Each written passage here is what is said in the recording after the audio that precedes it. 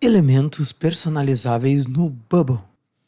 Mas por que eu faria isso se o Bubble já tem os elementos lá todos personalizadinhos apenas para eu replicar? Por que será? Porque eu quero? Por quê? Por quê? Por quê? Porque eu quero, cara. Eu quero. O projeto é meu. Eu quero.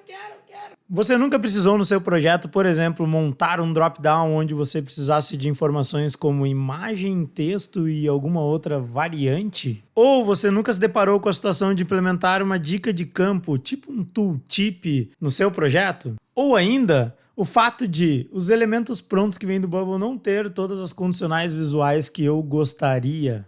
Ou até a implementação de uma máscara de dados específica, tipo CPF? Se você se identifica com isso que nós estamos falando aqui e você quer não ser mais do mesmo e utilizar os seus elementos personalizados dando uma característica específica de design para o seu projeto além de exclusividade, continua nesse vídeo, compartilha e aperta o sininho. E senta aí que vem resenha, e eu vou começar falando aqui primeiro sobre qual o momento fazer isso no meu projeto e se realmente eu preciso disso. Bom, vamos lá! Então, quando eu falo em projeto, nada mais estou querendo dizer que é o seu software ou sua aplicação em desenvolvimento. E nesse mundo de desenvolvimento, a gente pode identificar que existem alguns modelos de softwares, né? Então vamos pensar naqueles mais funcionais para automatizar processos dentro de uma empresa.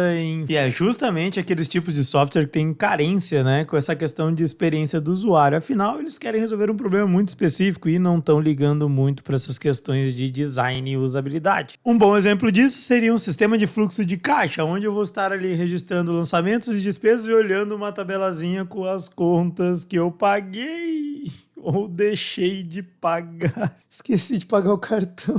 Agora, se na tua ferramenta a usabilidade é muito importante, ou seja, você está trazendo uma tecnologia inovadora, uma situação ou uma solução para uma dor extremamente diferenciada, possivelmente tu vai ter que pegar esses elementos padronizados e customizar para ilustrar muito melhor o funcionamento da sua aplicação. Seja qual for o viés do seu projeto, você precisa entender que se você está desenvolvendo ele Bubble, o Bubble traz aqueles elementos de forma básica para te trazer uma base para você construir rapidamente e validar funções. Você pode manter essa base para todos os projetos? Sim, mas lembre-se que o teu recurso ele é comum a quase todos os outros que estão utilizando o mesmo modelo. Então, para ser considerado como uma boa ferramenta para o desenvolvimento de diversos tipos de aplicações, o Bubble permite você realizar algumas personalizações, além de atrelar condicionais a esses elementos básicos. Para um pouquinho. Veja que até o momento a gente está discutindo aqui sobre técnicas de desenvolvimento e aí leva isso para qualquer tipo de aplicação que você está fazendo, seja ela em Bubble ou não. Tá, já fazem 3 minutos eu aqui esperando esse monte de blá blá blá e nada da tela do Bubble. Então perceba essa tela do Bubble que eu trouxe aqui para você com 2 exemplos de elementos personalizáveis que estão bem além dos padronizados pelo Bubble, mas que estão partindo deles. Então podemos perceber que tem 2 dinâmicas aqui que eu gostaria de mostrar para vocês, uma de dropdowns e outra de inputs. Dropdowns é todo aquele campo que na verdade você vai trazer uma lista de coisas e essas coisas podem ser da mesma coisa ou de coisa diferente. Se você pegar o elemento padrão do Bubble, você vai perceber que nesses dropdowns você vai conseguir indexar apenas os valores textos que estão na tabela na qual você está usando como data source para a listagem dos valores no dropdown. Se a gente perceber, o campo compreendido pela essa célula mais clara sobre o fundo escuro, ele está trazendo um label, um tooltip, que seria a dica do que deve ser feito nesse campo, e agora eu vou fazer o acionamento aqui do dropdown para vocês perceberem. Olha lá. Então aqui no resultado do dropdown, além de tudo eu trouxe uma animação, um layout que eu posso controlar todo ele a partir do momento que eu não uso o elemento padrão do Bubble e sim estou criando o meu personalizado.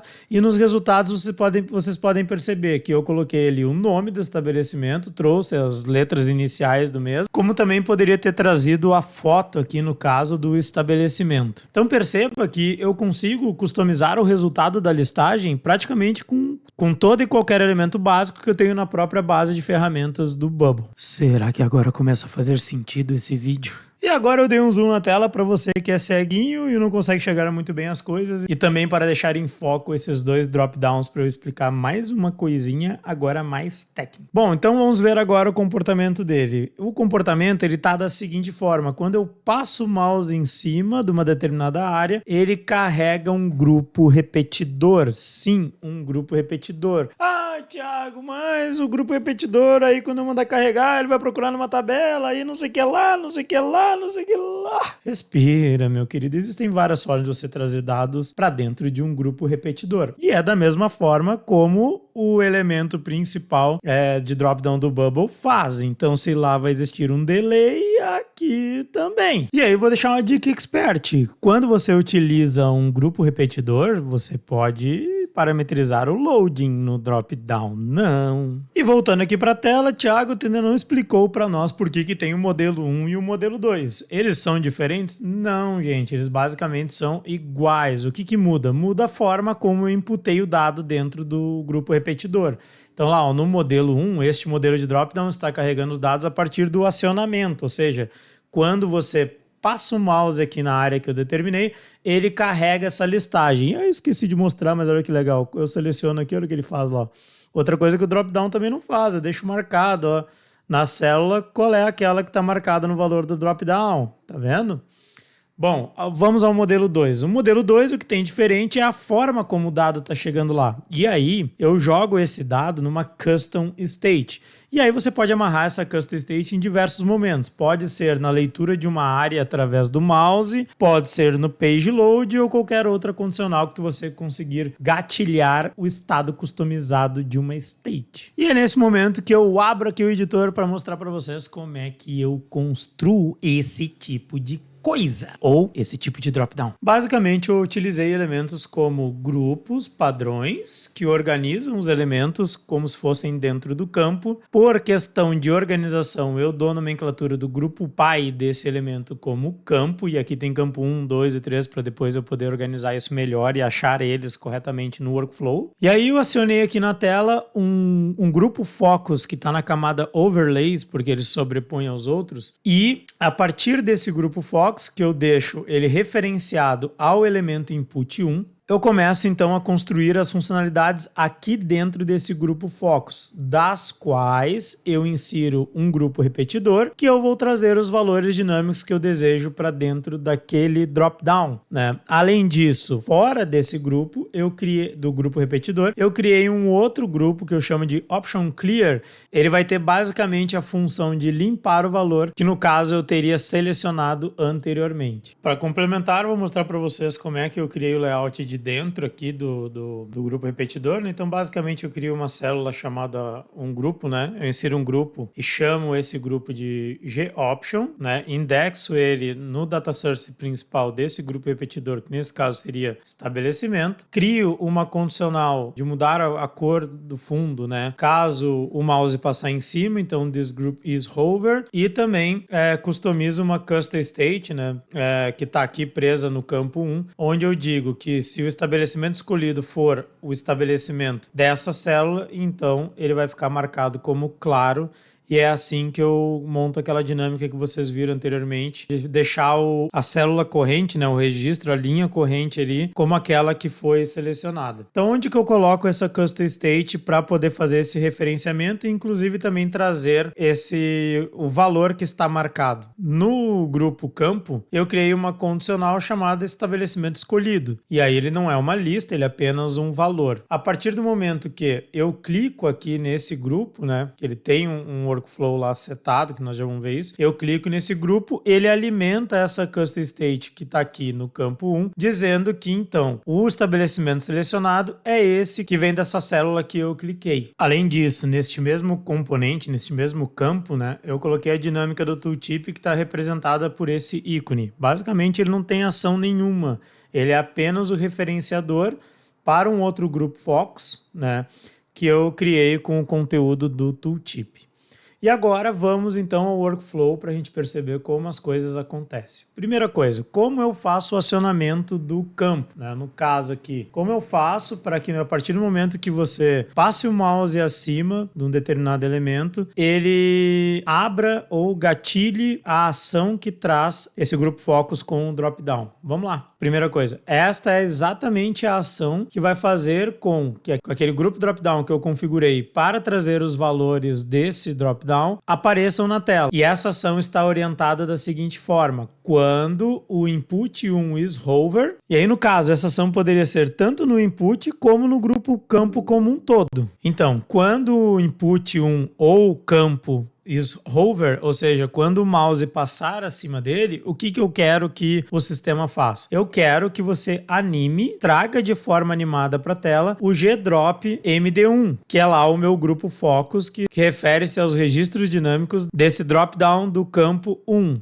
Os outros parâmetros que você está vendo aqui é simplesmente uma animação que eu escolhi. Eu escolhi aquela slide up in e esse parâmetro define qual a velocidade que eu desejo para que essa animação aconteça. Sendo assim, o que ocorre é exatamente isso. Passei o mouse acima da área do input, então ele executa a ação e traz aqui o grupo focus da forma animada como eu determinei. Agora, esse efeito dele sumir, como eu controlo ele? Vamos lá. Para a gente continuar primeiro, eu vou pegar e agrupar por cor aqui, né? Então, por exemplo, eu vou dar uma cor blue para aqueles eventos que se referem ao ativamento do drop-down. E green para aqueles eventos ou ações de workflow que referem-se à questão do tooltip. Então, vamos lá. Aqui a gente pode perceber, então, como é que eu montei a condição para fazer com que o drop-down suma a partir de outra ação. Essa ação é a seguinte: quando o grupo focus lá que identifica o drop-down está visível e ele passa a sofrer a ação de is on hover, ou seja, ele estava em hover, agora ele não está mais em hover, isso quer dizer que quando o mouse sai de cima da área dele e o campo 1 também sofrer a ação de is on hover, ou seja, o input é um elemento menor que está dentro do campo 1. Então eu mapeei também a área do campo 1 como um filtro, uma condicional de validação do que ele deve fazer. E aí o que ele deve fazer se isso acontecer? Ele deve então animar agora no efeito fade out com a duração customizada a 350 milissegundos.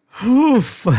Mas, cara, tudo isso em apenas um campo. Imagina eu fazer um CRUD de cadastro aí que tem uns 70 campos desse. Calma, pequeno gafanhoto, calma, assiste aí. Bom, condicionais feitas, animações realizadas, workflows configurados e aí a gente chega nesse simples elemento final que vocês estão vendo novamente na tela. Para um drop-down, né? Mas olha só, isso aqui agrega muito valor no seu projeto. Então, calma lá, né? Trabalho às vezes é bom, tudo que é fácil todo mundo faz. E olhando um pouquinho mais para baixo, eu queria mostrar algumas outras situações agora referente a inputs, né? Como é que tu pode personalizar um input? Agora não mais drop-down, um input para inserção de valores, e-mail, senha, enfim, diversas coisas. Então vamos lá. A primeira coisa que eu queria mostrar para vocês aqui, ó, é o comportamento do input, como é que eu posso digitar, por exemplo. Outra coisa é que eu também fiz nesse campo aqui a mesma questão lá do tooltip. E agora eu criei uma variação aqui para mostrar para vocês, se caso ele for um campo obrigatório e ele não pode ser cadastrado sem que esteja preenchido. E olha que legal a dinâmica. Então eu pinto o campo inteiro e ainda mudo o label. Ah, tá vendo? Aqui tu tem mais uma diferença e mais um recurso que tu não conseguiria fazer tudo dentro de um mesmo input padrão do Bubble. Dando uma olhada um pouquinho mais para baixo, no modelo 2, eu configurei aqui um campo de edição. Então, um input com grupo reativo, as condicionais com componente de edição. Então, vamos lá, olha que interessante. Ó, eu tenho o mesmo elemento tooltip aqui. Agora, quando eu passo o mouse em cima, ó, ele está me sinalizando que eu posso editar esse campo. No momento que eu clico para editar, ele altera a condição do campo para basicamente dizer que eu posso editá-lo, né?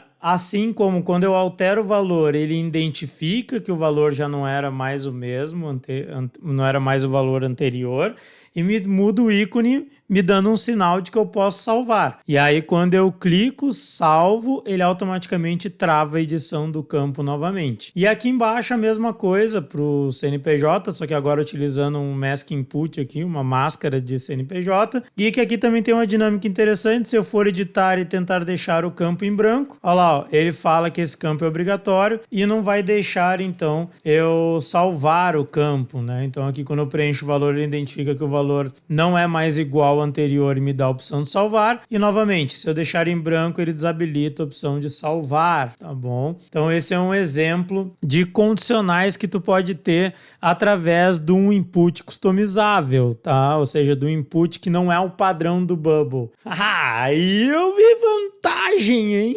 Voltando aqui para o editor do Bubble, o que a gente pode perceber é que agora a gente não vai mais utilizar o workflow. Nós simplesmente vamos montar algumas condicionais nos próprios grupos aqui, né? Para reagir a essas dinâmicas que a gente viu anteriormente. Então a primeira delas é para o grupo aqui ficar na cor roxinha, né? Se caso o campo estiver empty e ele não puder ser cadastrado dessa forma, eu vou lá e monto uma condicional no gcampo3, né, dizendo que se o botão cadastro for acionado não, se ele sofrer a ação de hover, o mouse passar por cima, e este input 3, o valor estiver em branco, primeira coisa, altera a cor do background. Faço a mesma condicional para adicionar o trecho obrigatório de texto no label do campo, tá bom? Então essa condicional seria dessa forma. Agora, no campo de edição, o que acontece? Eu tenho um grupo aqui onde eu coloco o input, né?